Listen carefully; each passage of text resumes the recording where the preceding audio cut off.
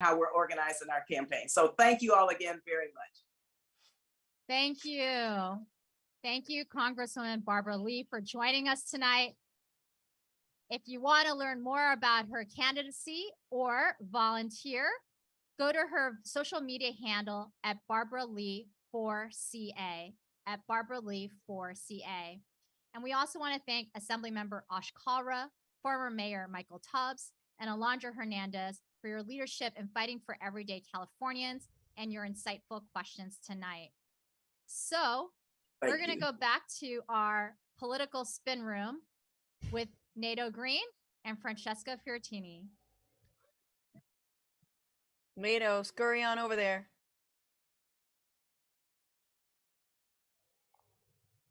That was great. Hey, yeah, it was great. I loved it. How are you doing? What do you think? I'm fine. You Is know, there I more? have to say, I'm really disappointed that there was no mention of specifically shitting down Josh Hawley's throat. I know. I feel like she really fumbled the bag on that one. Yeah, I was I think looking we at can all agree. Stockton, but was let down. Yeah. Um, And you know, in people who are here at El Rio, how did you feel? Do you like that?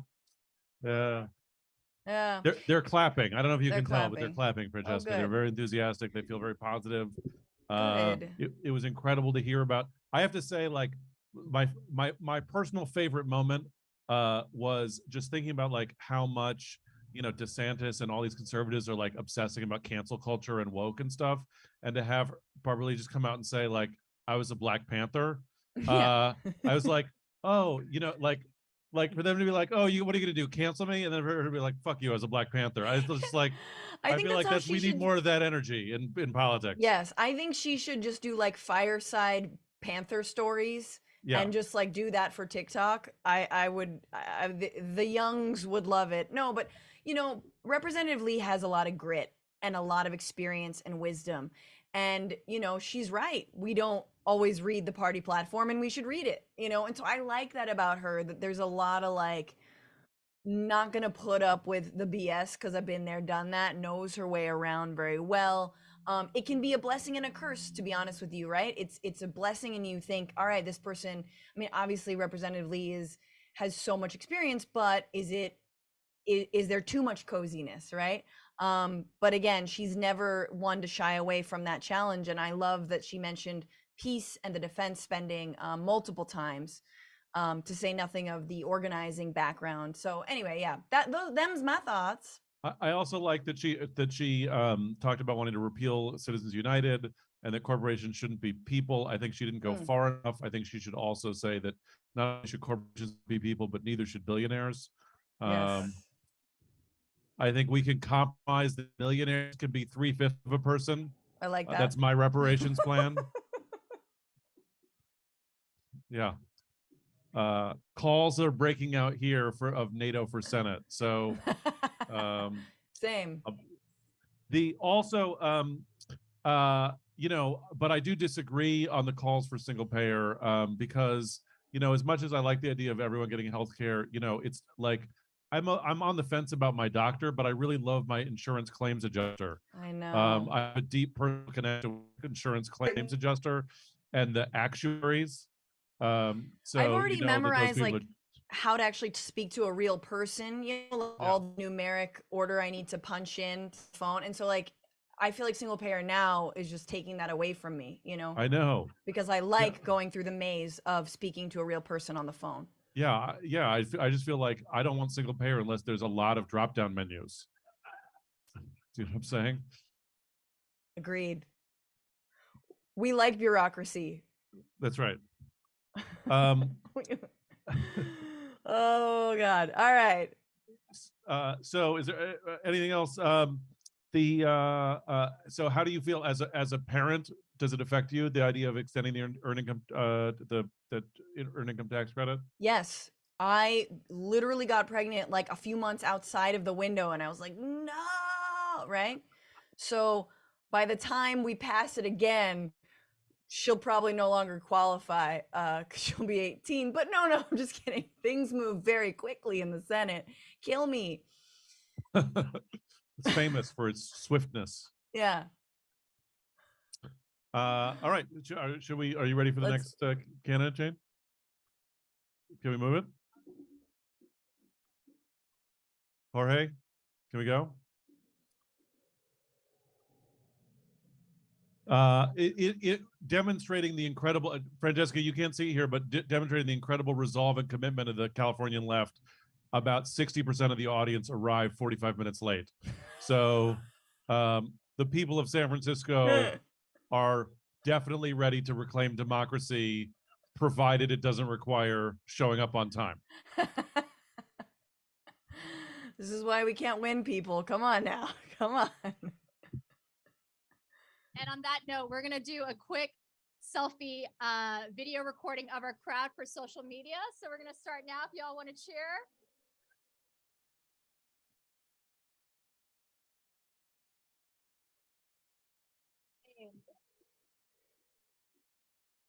All right. If it's not on social media, it didn't happen.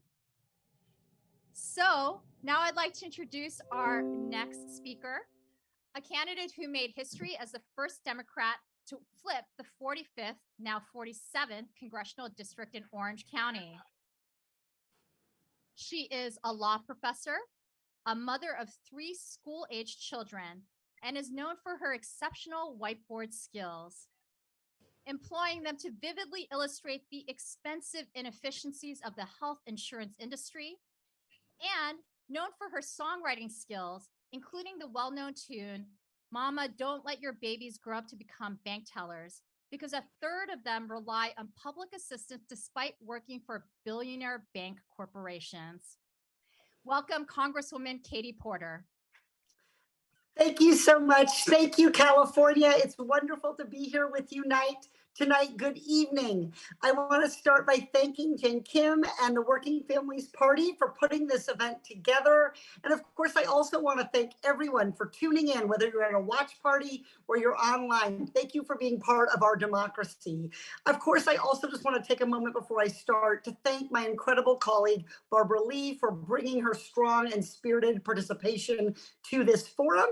And then last, I want to just special shout out to our interpreters who are making it possible for everybody to listen and participate in tonight's event. For the Congressional Progressive Caucus, where I was number 2 last caucus, and also being a frontliner with one of the toughest races that Democrats were facing. You can do both, win tough races and be a progressive, because in fact, progressive values are winning values. And so I want to talk a little bit about what I've done politically and then get a chance to talk with you more about policy in our conversation. So thank you very much. I'm excited. I don't know if you have an opening question you want to ask, but I'm ready. Well, great. And thank you for taking the time to be with us this evening. Our opening question is, why do you believe you are the best candidate for the Working Families Party?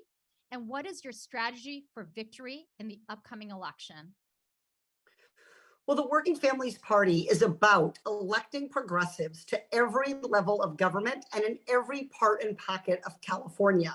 And that is exactly what I have done in Orange County. And I want to run for the U.S. Senate. I'm running for the U.S. Senate to do exactly that in partnership with groups like Working Families Party and all of the coalition groups that are part of it, to engage folks in democracy and to be able to win tough races, to elect folks at every level of government who are going to fight for our shared values.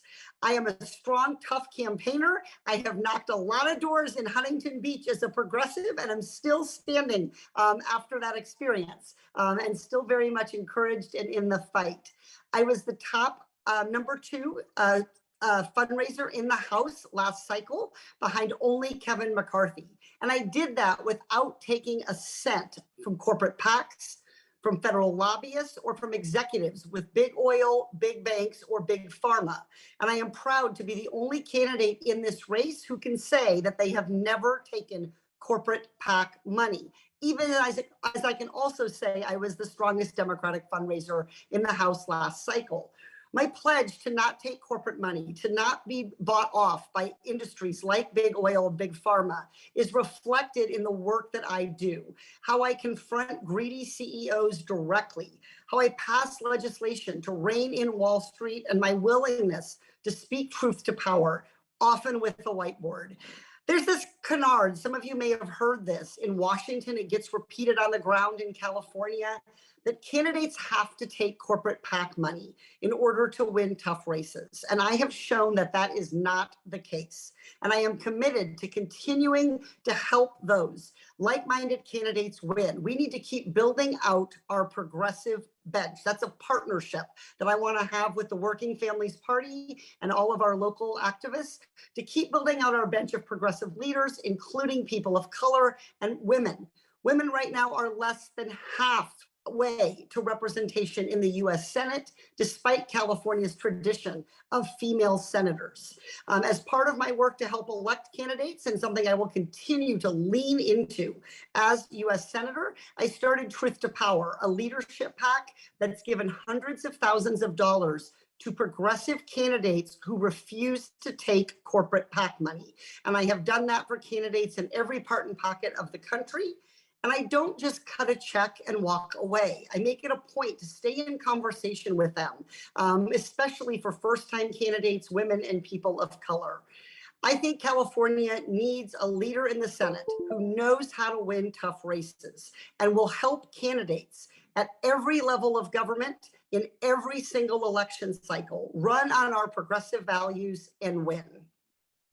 Thank you, Congresswoman. So, to our first issues question, you have been a staunch advocate for Medicare for All. How do you propose addressing the exorbitant prices of life-saving prescriptions, particularly when these medications are affordable in neighboring countries, but inaccessible to many Americans? Specifically, what measures would you implement to curtail the influence of big pharma through patent monopolies? How do you envision expanding the scope of price negotiation through Medicare to encompass a wider range of medications and reduce prescription costs covered by commercial insurance plans? And are you supportive of strategies like California, who will be producing insulin? I have no problem calling out big pharma's BS. And there is this rumor in Washington, and it's being peddled increasingly to the American electorate. It's being peddled by lobbyists and backed by politicians who are bought by big pharma, that the pharmaceutical companies need to charge astronomical prices to fund research and development. And I have confronted multiple CEOs about this lie. I used my whiteboard to show that big pharma spends way more on stock buybacks than they do, and dividends to enrich shareholders, than they do on research and development to save lives. And that work that I have done exposing big pharma has helped push Congress toward real solutions. I passed a bill to hold pharmaceutical companies accountable for hiking prices faster than the inflation rate. That was signed into law as part of the Inflation Reduction Act. But our work is so far from over with regard to healthcare and pharma in particular. We have to fight to expand the list of drugs that Medicare can negotiate. It is simply not big enough to make drugs affordable for everyone who needs them. I'm also a big champion for making it easier for smaller companies to compete. We have to put an end to big pharma's abuse of the patent system. My office released a bombshell report about how big pharma targets and gobbles up smaller pharmaceutical companies that would otherwise be competitors. And what this does is make prices higher and reduce innovation. Our report showed how higher prices result and how these acquisitions kill the culture of innovation and creativity, and that grinds to a halt as profits take priority. Big pharma also engages in anti-competitive behavior. They do this with regard to multiple actions within our patent system. They engage in what we call pay-to-delay tactics, which is where big pharma pays off companies that would otherwise be willing to step into the marketplace and manufacture competitor drugs or generics. We also have to put an end to big pharma's product hopping or patent thickening, where these are tweaks to pre-existing drugs that are designed to simply undermine competition and prevent the rise of generics that would bring down costs. I salute California for leading the way in boosting competition in the pharmaceutical industry. I am glad that they are going to take to manufacturing drugs like insulin, and I hope that this is a model that other states and the federal government, if necessary, can emulate. The federal government needs to be learning from California's innovations in healthcare, whether that's big pharma or whether that's the nursing staffing ratio that we have to keep people safe. I ran on Medicare for All when I took on a tough Republican incumbent, and I have never backed away from my support. I'm going to continue in this race and as senator to build support for Medicare for All, build our coalition, bring in independents who oppose Wall Street being involved in the pharmaceutical industry, bringing in small business owners who are getting ripped off by big health, and ultimately building the coalition we need to pass Medicare for All. Thank you. Thank you. And now we're going to start rotating around the state, and we are going to head to San Diego. I want to introduce Andrea Guerrero, a social justice advocate and executive director of Alliance San Diego, who will be representing the team at Southern Borders Community Coalition, who could no longer make our forum tonight due to the changing conditions along our border related to the expiration of Title 42 pandemic era border policies tonight. Andrea, thank you for joining us. Buenas noches, Congresswoman Katie Porter. The question I have for you is this: we can all agree that the immigration system is broken. Millions of people, including in my own family, who are eligible to stand in line to immigrate face a decades-long backlog, and millions more who have built a life here and are part of the fabric of this country do not have any line to stand in at all. Now the United States is turning away asylum seekers in danger and turning our backs on international human rights commitments made in the aftermath of World War. In 2 hours, the health-based exclusions under Title 42 will end, but new exclusions are replacing them.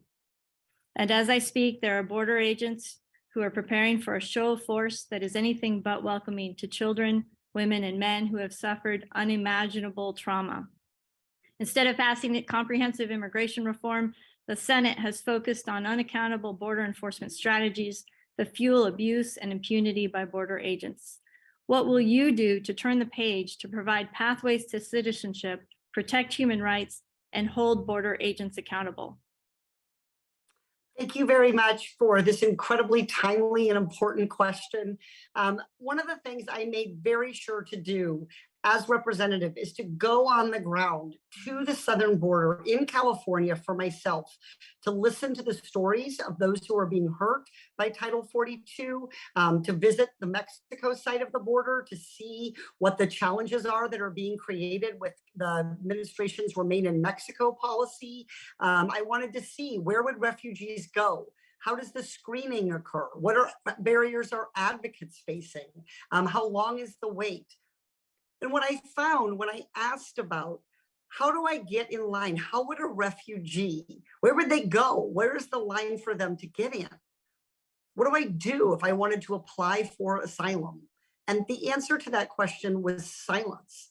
Because as you point out, there is no line for so many people who need to seek refuge in this country. There is no process. And that is a lot of what's driving that more than anything, I would say, from my observations and conversations, is what's driving the chaos and the challenge that we are seeing for migrants, for migrant communities, for border communities here in the United States, and for families who have loved ones and community members who are unable to come successfully and safely to migrate to this country. You are absolutely right. Our failure, it's a congressional failure to enforce a legal immigration process, is leaving the strong and the able-bodied to their own efforts, while the most vulnerable, women, children, LGBTQ people, the elderly, they are getting left behind in this process. We are also empowering criminal enterprises. We are funding private detention facilities and detention companies, and we are burdening our border cities, our state agencies, and our charities, all with a problem that Congress needs to own, which is creating a meaningful and consistent and just immigration process. Look, our country was founded on being a place of refuge. We are not living up to our values, and we need to make it possible for people, especially asylum seekers, to actually get in line. We need an orderly and just process. This is also a little controversial in Washington, but here it is. I think politicians should keep their promises. The United States made a promise to DACA recipients that Congress has failed to see through. And the program is hanging on by a judicial thread, and an extremist court could strike it down at any point. Congress needs to protect DACA. It needs to provide a pathway for citizenship for dreamers and folks with temporary protected status. And too many Democrats need to avoid talking about immigration, and they instead need to lean into the importance of solving this problem. Thank you, Congresswoman. And now I'd like to introduce Torm Nampasert, a senior organizer with Asian Pacific Environmental Network, a California organization dedicated to empowering Asian immigrant and refugee communities and neighborhoods that are on the front lines of combating big polluters. Welcome. Well, thank you.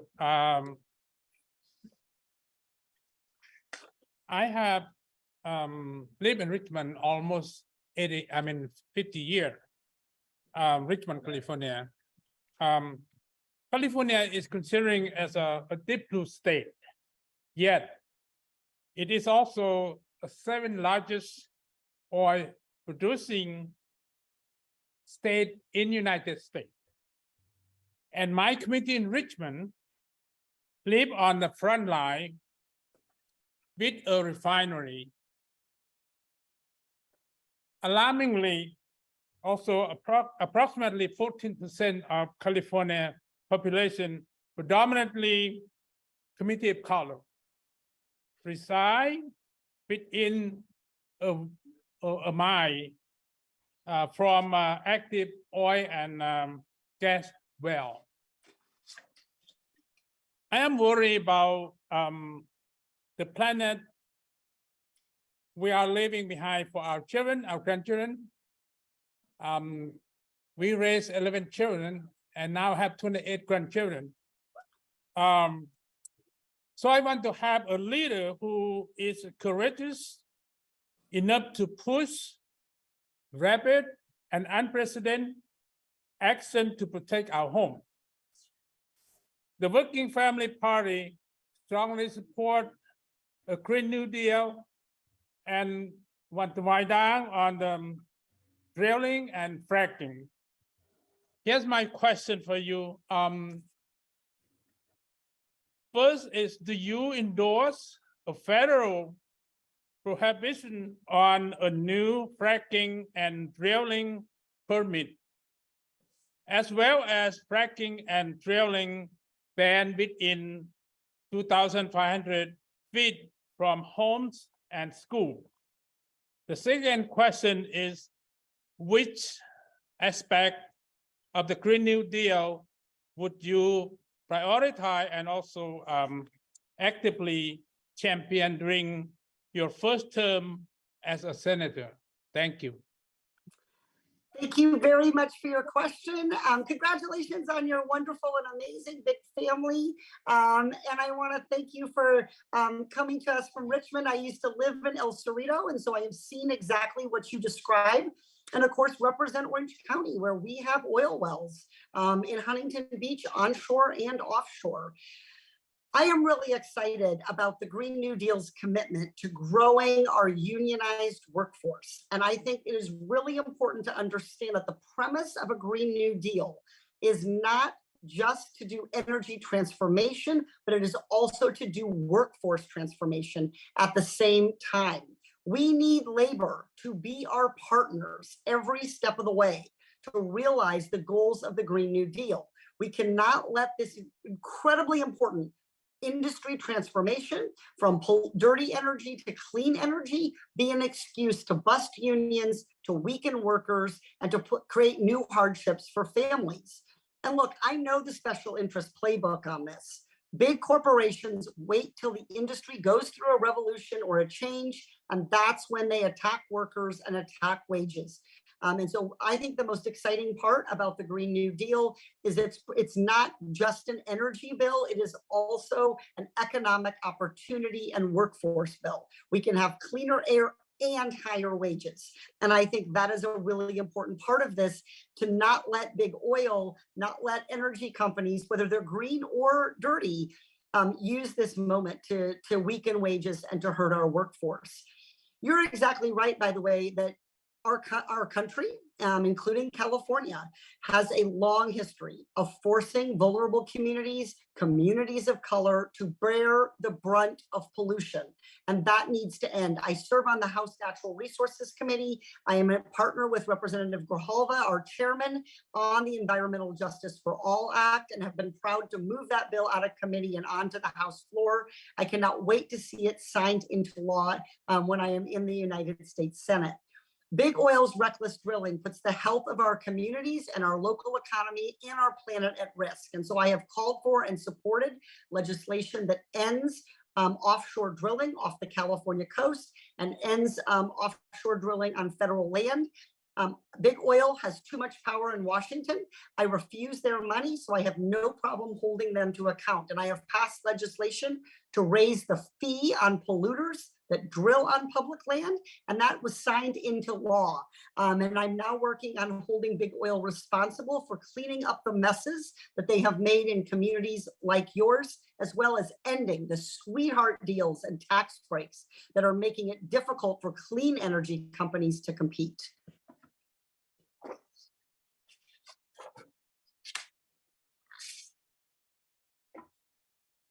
Next speaker is down in Los Angeles, Maria Briones, a Los Angeles member of ACE, the Alliance of Californians for Community Empowerment.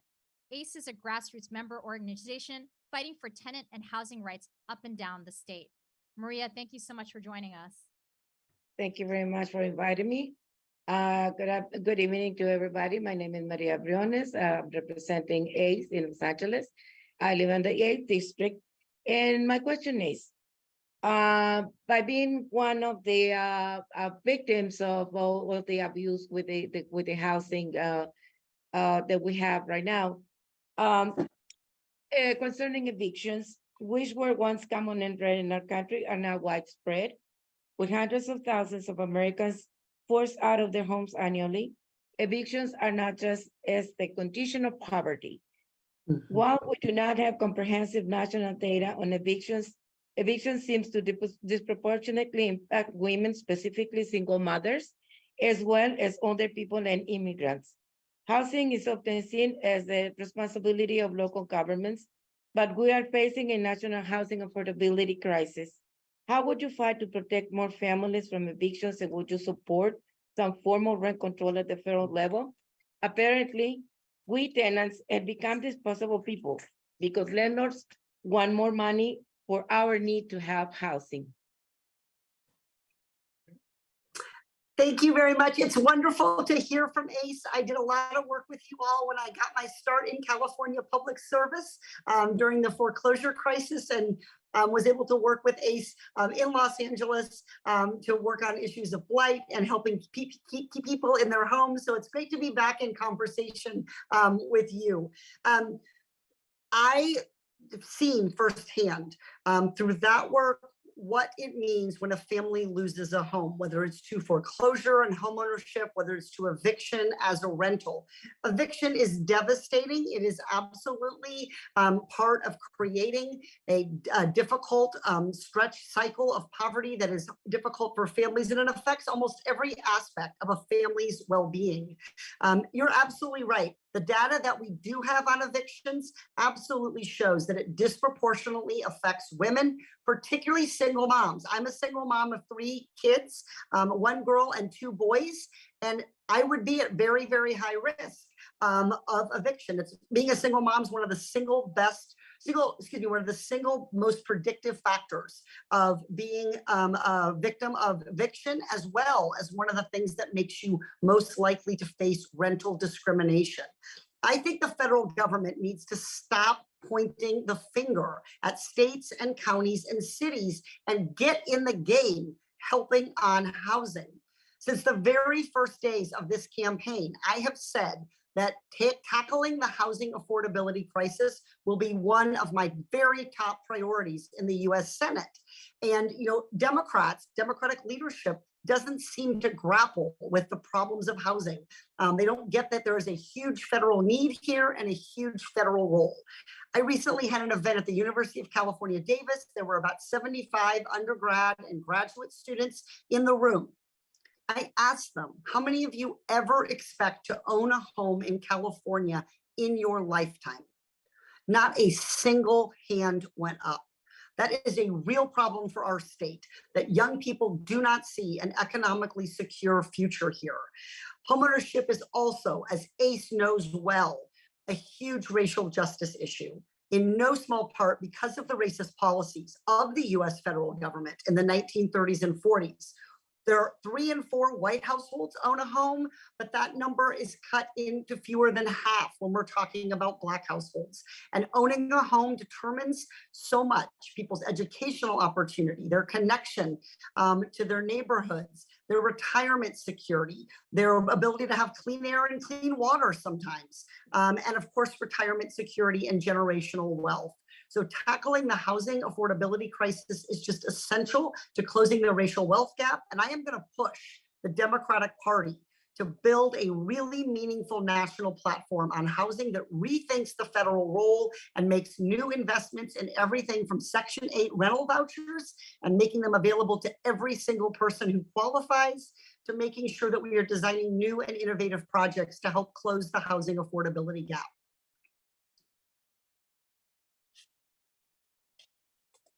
So Congresswoman, we are up at the 30 minutes, and out of the abundance of fairness, because we did not give Congresswoman Barbara Lee an opportunity to make an opening statement, we're going to condense your closing statement to 30 seconds. But we would love to have your closing remarks, and we want to thank you again so much for joining us this evening. Thank you so much. I just want to close by talking about one of my passions, which is oversight.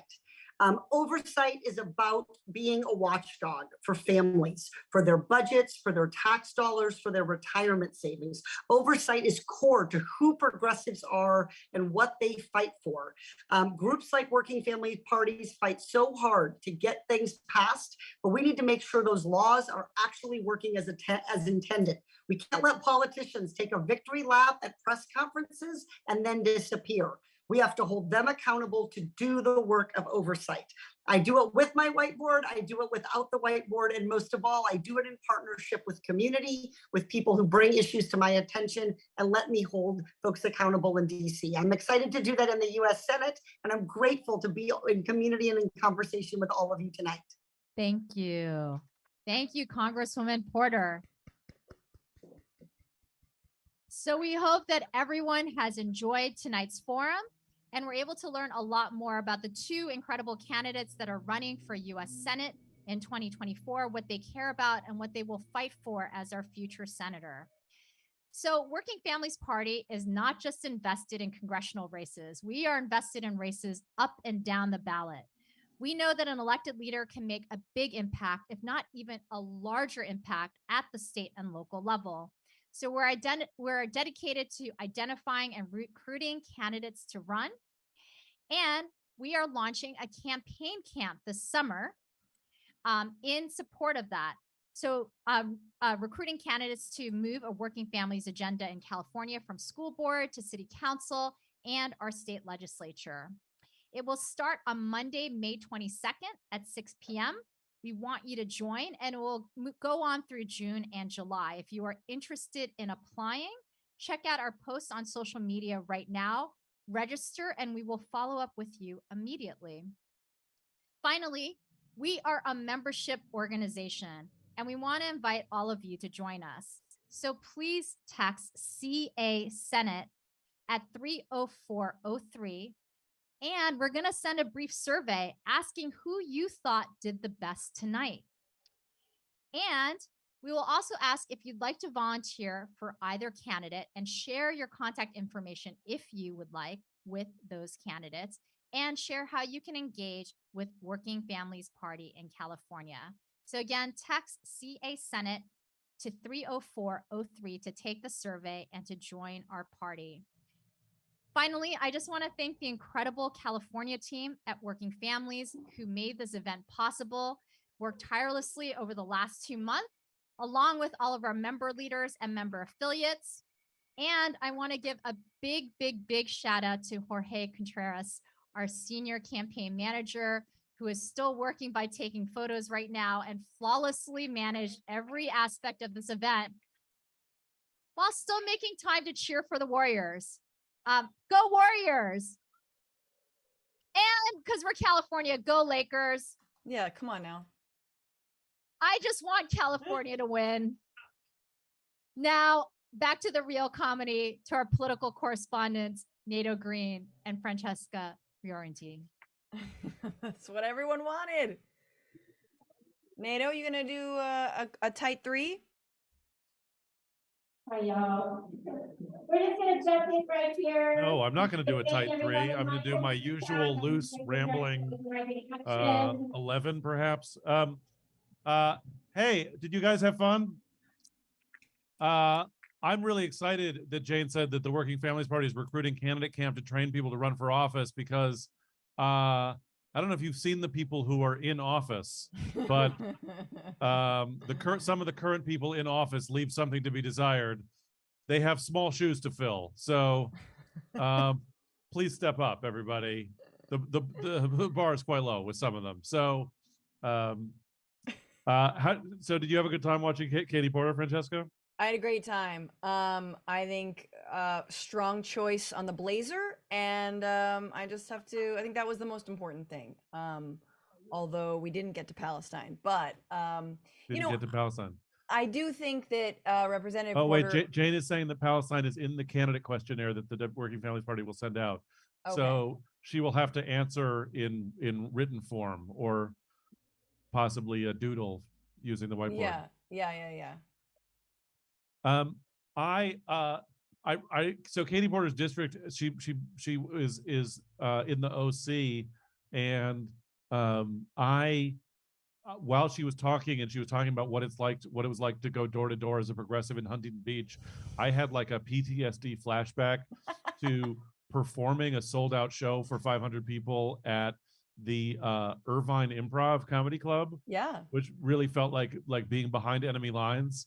And I just did my usual, like overly thinky left wing, kill the rich, lighthearted, whimsical comedy that has become my brand. And afterwards, like there were, like the club manager had said that they had sold out of white wine because there were so many white women there. And they came up to me like after the show. I was standing outside, and all these people were like, "You were so funny, and we so enjoyed it so much." And don't tell our husbands. Don't tell our husbands, and we're gonna foreclose on your entire neighborhood. So it was sort of really that energy. NATO only performs in safe spaces. Yeah. San Francisco, the East Bay, and That's right. parts of Los Angeles. Parts of Los Angeles. Yeah. No. Look, what I think is very different about the two candidates that jumped out at me is how specific Representative Porter was. She does the kind of specificity that makes your eyes glaze over, but in a good way. And I think that that's really great. Meaning, like, she makes me feel like she's got it. And I'm like, oh, good. You're talking about big pharma, but specifics, not just like big pharma's bad, but no, like all of the shenanigans they get up to. Talking about the workforce transformation in the Green New Deal, which I think is so important. Like, it is very easy to meet the right's reaction to something like the Green New Deal with just another platitude or just sort of reiterating what it is and not breaking it down and making it feel less scary. And I feel like Representative Porter does have a way with breaking these issues down and making them feel not just less scary, but more actually doable, right? Like, we have to rethink federal government's role in public housing. Like, let's do it. Like, yeah, and so I thought she came armed with specifics, which I mean is kind of what we expect from her at this point. I think I like that her closing remark was a call for oversight. Like, you don't Yeah. usually think of like calls for budgetary oversight as like a rallying campaign moment, but suddenly she was like talking about oversight. I was like, oh, that sort of makes my heart pitter patter a little bit. I didn't realize I would feel my pulse quicken at the thought of oversight. So Yeah, it's I like thought maybe when gun Bernie control or free healthcare, but no, it's actually oversight. It's really sexy issue.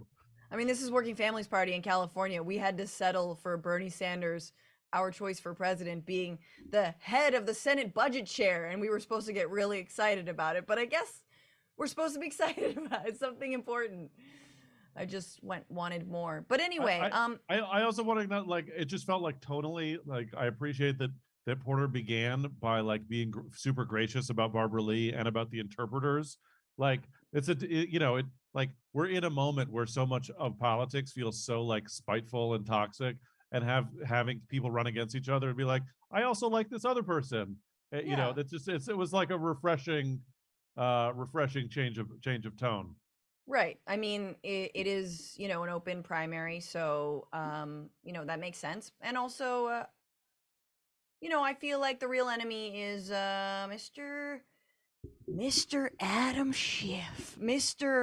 I'm gonna go talk to my mom tonight, and she'll be like, I really like Adam. So like, Mom, you just like him because the whole Trump stuff, right? But there's more to that. You can't beat fascism just with, like grandstanding. You need a plan. You need Wait a a minute, long you game. can't beat fascism with grandstanding?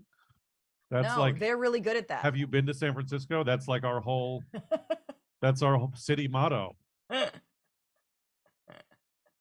Yeah, I mean, that's the thing. It's like, and interestingly, and this is very fun to me. Did you know that Schiff tried to get into the Congressional Progressive Caucus and was booted out? Or he had to rescind. It was like in Fight Club when you have to pledge, and you like wait on the porch for days and days. That's how the Congressional Progressive Caucus works. And the first rule of it is you're not allowed to talk about it, which is probably why we don't really have progressive change. Right. I appreciate that Katie Porter talked about home ownership and the response to the question from the person from ACE and needing to talk about housing and rent control and the right to own a home. And Yes. and what, as everyone knows, home ownership is key to reducing racial disparities. And so we need to establish a right to own a home and a right to what goes with that is receive room and board catalogs in the mail, like every day Absolutely. of the week. So everyone deserves a room and board catalog. I Oh, want look, your they're, junk they're mail. showing us pictures of the watch parties. That's very cool. Everyone looks amazing. You look great, and I hope you're still watching now. Hell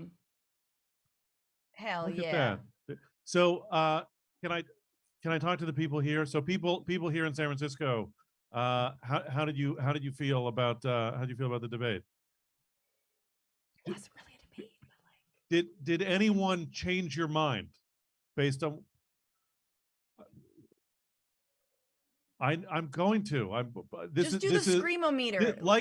like America itself. This is the illusion of democracy. So You need to repeat what they say unless they have a mic, Nato. oh yeah. So I said it was a debate, and someone argued that it wasn't a debate. It was a forum. So they want to make sure they're being a watchdog on the rules of procedure.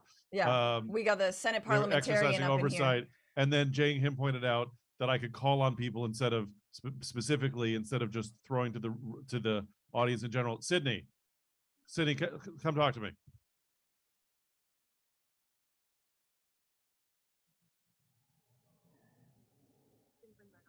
That's fine. Oh man, you're walking Oakland. You're Yeah. walking Godfrey Plaza too. You're Oh, wow. walking Okay. the rooms here. Sydney, what's your full name? Sydney Simpson. And you were with the Harvey Milk Club, and you're a member of the California Nurses Association. Is that right? That's correct. How did you know that? Because you told me that 7 minutes ago. So and so how did you feel watching the debate? What effect did it have on you? Wait, are you already blackout drunk?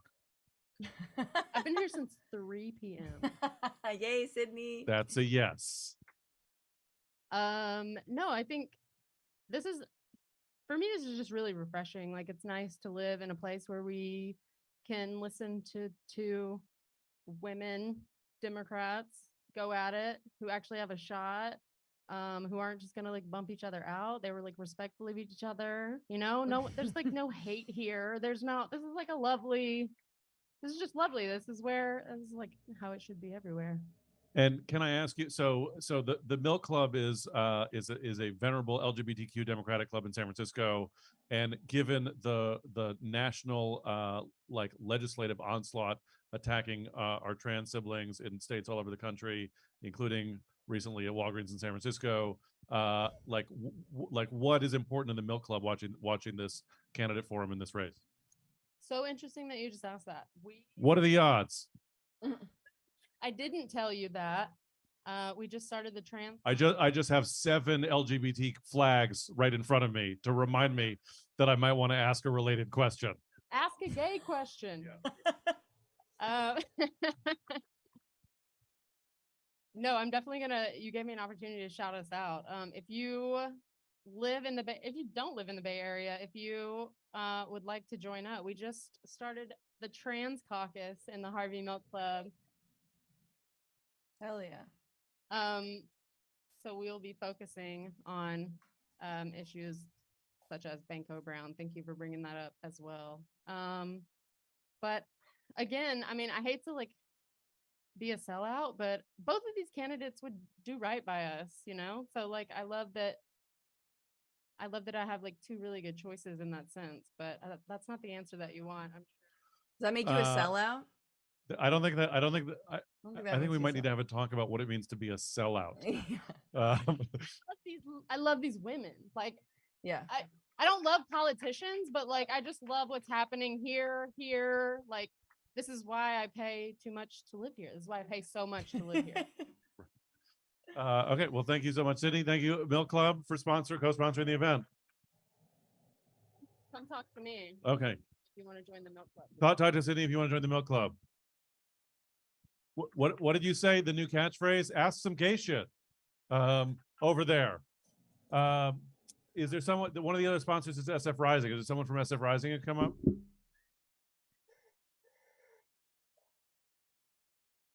Okay.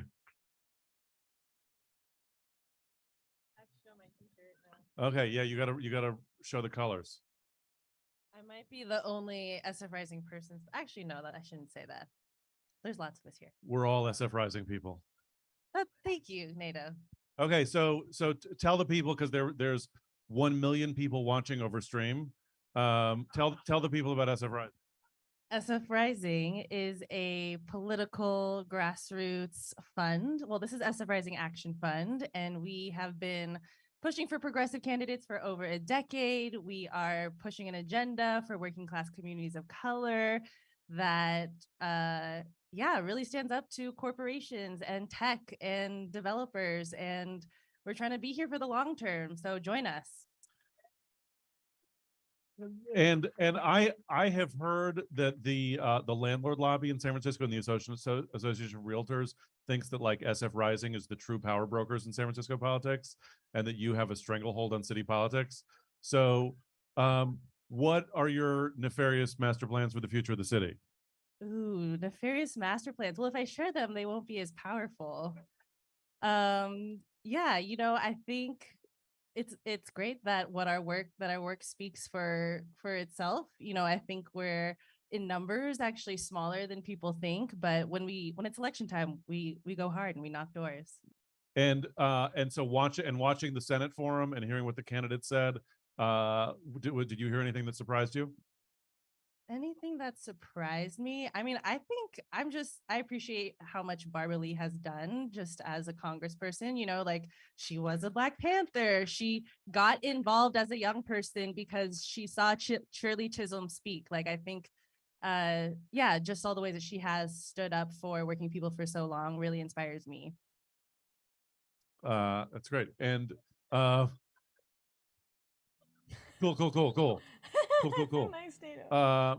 And which was your favorite of the? I think the most important contributions to the event tonight is the food over there. Did you have any of the food? I had like 20 shrimp egg rolls, and my stomach hurts just a little bit. And is that good or not good Yum. for knocking on doors to like do when you try to turn out votes when you have to poop a little bit? I don't know how to answer that question. Okay. It Good seems job, like a Nada. good what? I will say Yeah. what really fuels good campaigns is boba. Oh, Oh, note to self. Get the Boba. boba. Okay. Thank you. Thank you. SF Um, Rising, everybody. Find Celia if you want to sign up. this is so nice to be connected to a bunch of Californians. Now I'm just gonna get woo on everybody. Oh wait, Francesca's about to cry. Let me just get my crystals Yeah. over here representing Los Angeles. I don't have my crystals with handy. That's probably why this room is cursed. But it's just nice to connect through out about, you know, California's around this state. We have so much work to do. We are so many, and we really need to be leading the charge. And I can't effing wait to be represented by hopefully one of the two of these candidates in the US Senate, because I would feel so much I would want to lock myself to their desks, because I feel like they would have nice desks and they'd like bring us water and stuff, you know, and like they're, you know, I feel like their staff would, you know, give us shrimp egg rolls. There'd be good snacks at the Yeah. office occupation. That's a really good point. Absolutely. It's a thing to look for in a protest. No, Jane, is but there I- anything else you need to cover, or can we bring it home? Let's bring it home.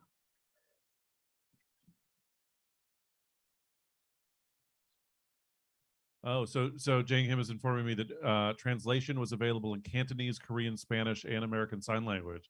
That's incredible. Speaking of our subversive California values that we're trying to inflict on the rest of the country, is including everybody. Radical ideas like that. Well, thanks everybody. Thanks for being here in person. Thanks for watching online. Thank you. Oh, it looks like they're like gradually fading me out on the screen here. Yeah, you're So being I think someone you're in a being control pixelated room out. wants me to shut the fuck up. So with that, everyone buy Jane Kim 11 drinks. And thanks so much, Working Families Parties, and good night. Good night. Follow me on social media. Franny Fio at FRAN. Follow find Nato Green. Francesca's Patreon. Listen to the Bituation Room podcast. Okay, bye. Okay, bye.